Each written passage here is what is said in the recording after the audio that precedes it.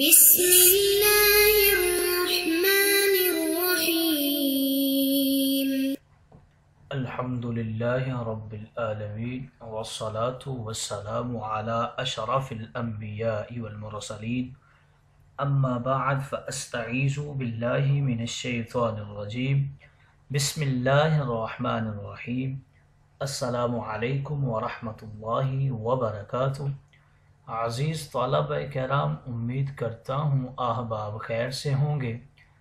انشاءاللہ آج ہم تفسیر جلالین کے درس نمبر 371 میں سپارہ نمبر 10 سے سورہ انفال کی منتخب کردہ آیت 42 کو پڑھنے کی سعادت حاصل کریں گے، جن میں کلام باری تعالی و کلام مفسر کا ترجمہ ہوگا. ربط و تعلق آیت کو ذکر کیا جائے گا. کلام مفسر کی تشریح و توضیح کرنے کی سعادت حاصل کریں گے اور درس پر ہونے والے اعتراضات کے جوابات دینے کی کوشش کریں گے. تو آئیے طلبہ کرام بلا تاخیر بڑھتے ہیں اپنے آج کے درس کی طرف. بسم اللہ الرحمن الرحیم. رب تعالی نے ارشاد فرمایا: اذ انتم بالعدوۃ الدنیا وهم بالعدوۃ القصوى والركب اسفل منكم ولو تواعدتم لاختلفتم في الميعاد ولكن ليقضي الله امرا كان مفعولا لِيَهْلِكَ مَنْ هَلَكَ عَنْ بَيِّنَةٍ وَيَحْيَى مَنْ حَيَّ عَنْ بَيِّنَةٍ وَإِنَّ اللَّهَ لَسَمِيعٌ عَلِيمٌ. جبکہ تم مدینہ سے پاس والے کنارہ پر تھے.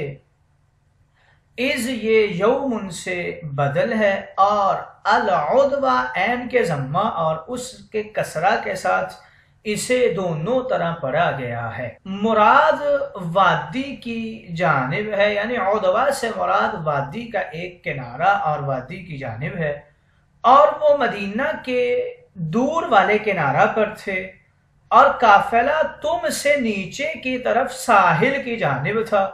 اور اگر تم اور قریشی لشکر قتال کے لیے مقرر وقت کرتے تو یقیناً تم وقت مقرر سے تخلف کرتے، لیکن تمہارے کو بغیر وقت مقرر کیے مقابلہ کرا دیا تاکہ اللہ تعالی اس کام کو کر گزرے جس کا ہونا اس کے علم میں طے ہو چکا ہے، اور وہ اسلام کا غلبہ اور کفر کو مٹانا ہے، تاکہ جو کفر کرے ہلاک ہو تو وہ ایسی ظاہر دلیل کے ساتھ ہلاک ہو کہ جو اس پر قائم ہو چکی ہے، اور وہ دلیل مومنین کا قلت کے باوجود کافروں کے بڑے لشکر پر غلبہ حاصل کرنا ہے.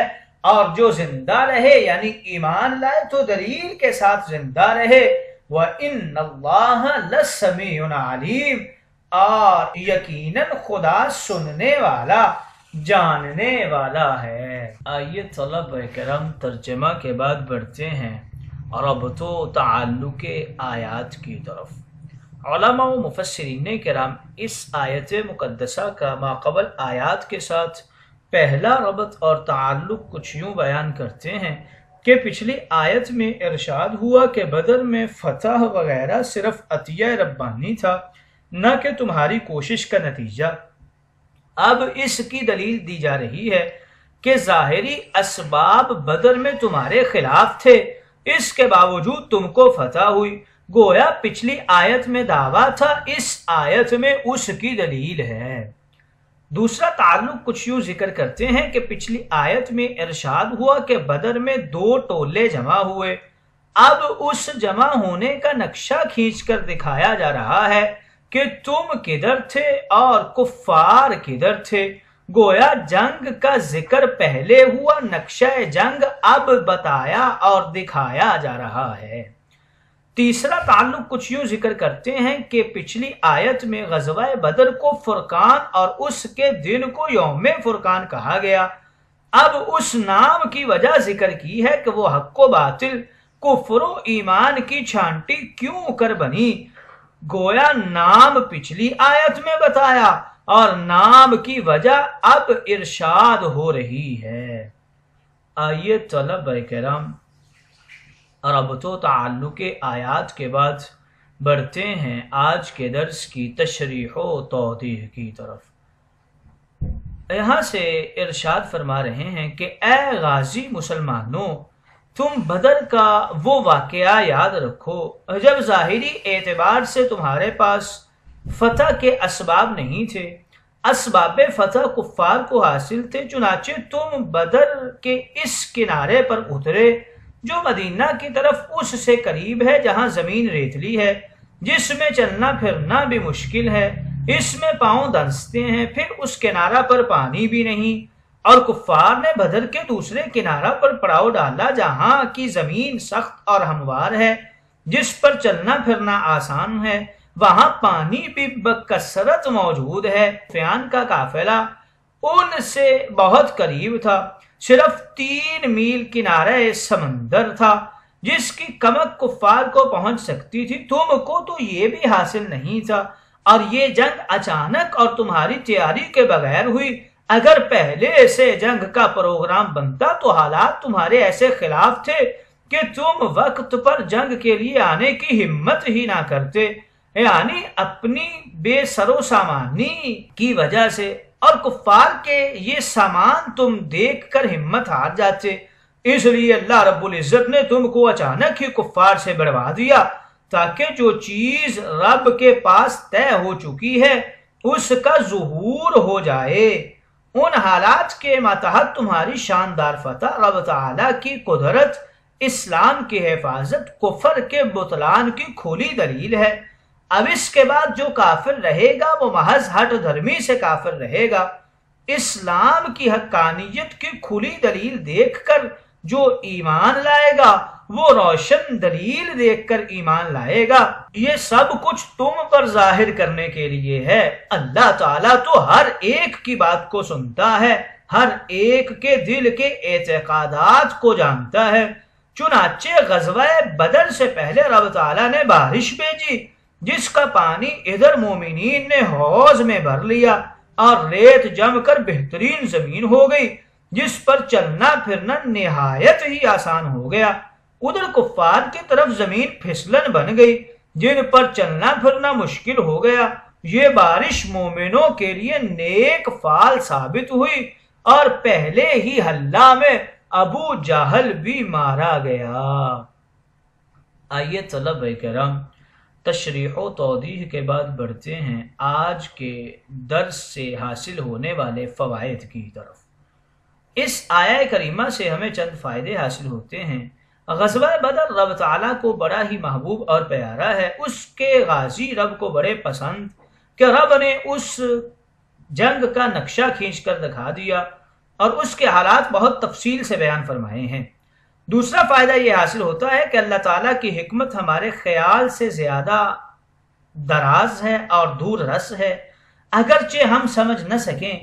دیکھیے بدر کے موقع پر اچانک لڑائی ہو جانا عقل کے نزدیک بہت تکلیف دہ ہے، مگر انجام اس کا بہت شاندار ہوا۔ رب تعالیٰ فرماتا ہے عَسَىٰ أَن تَكْرَهُوا شَيْئًا وَهُوَ خَيْرٌ لَكُمْ وَعَسَىٰ أَن تُحِبُّوا شَيْئًا وَهُوَ شَرٌّ لَكُمْ۔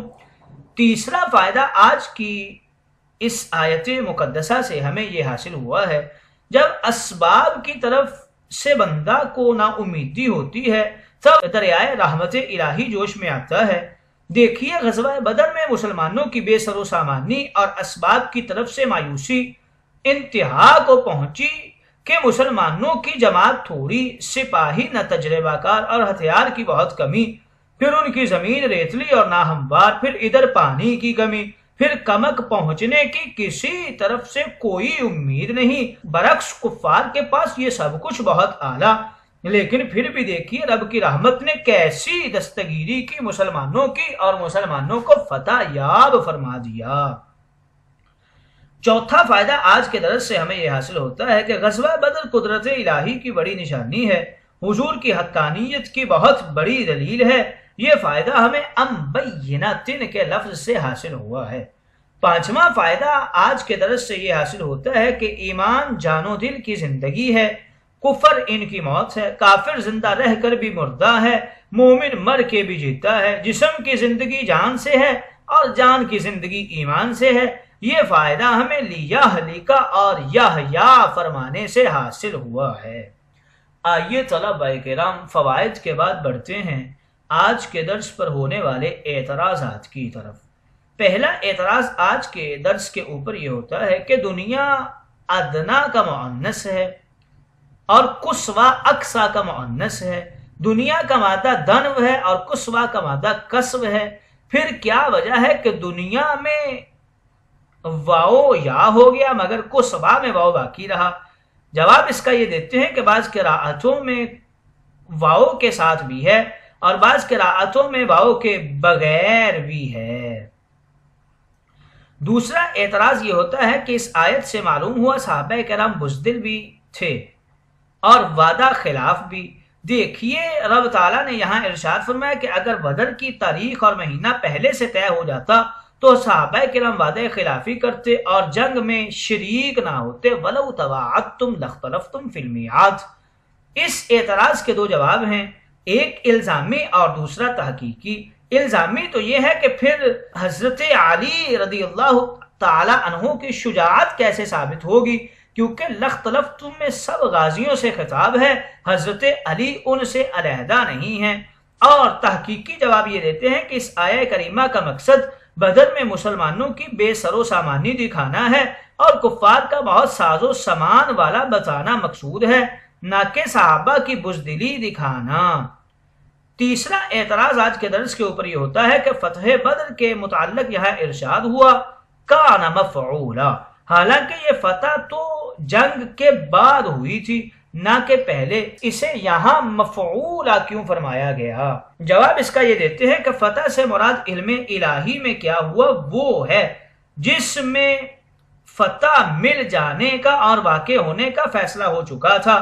تیسرا اعتراض آج کے درس کے اوپر یہ ہوتا ہے کہ رب تعالیٰ نے غزوہ بدر کو بینہ کیوں فرمایا، یعنی روشن دلیل۔ حضور انور کے سارے معجزات ہی روشن دلیل تھے، جو بھی انہیں دیکھ کر کافر رہا وہ روشن دلیل دیکھ کر ہی مرا۔ پھر اس آیہ کریمہ کا کیا مطلب ہے؟ اس کا جواب یہ دیتے ہیں کہ حضور انور کے دوسرے معجزات میں کفار غور کرتے ہی نہیں تھے اور انہیں دیکھتے ہی نہیں تھے، مگر فتح بدر وہ معجزہ ہے جو انہیں دیکھنا پڑ گیا۔ اس بدر کی وجہ سے حضرت عباس جیسے لوگ ایمان لائے، اس کے بعد بھی جو کافر رہا وہ واقعی بڑا بدبخت ہے۔ عدوہ کے حوالے سے ذکر کر رہے ہیں کہ اس کی عین پر تینوں اعراب پڑھے جا سکتے ہیں۔ اس کے ایک معنی ہے ایک جانب، دنیا یہ ادنا سے بنا ہے جس کے معنی ہے قریب تر۔ آخرت کے مقابلے میں اس دنیا کو دنیا اس لیے کہتے ہیں کہ یہ آخرت کے مقابلے میں قریب تر ہے، اور قصویٰ یہ اقصیٰ سے ہے، اس کے معنی ہے بعید تر۔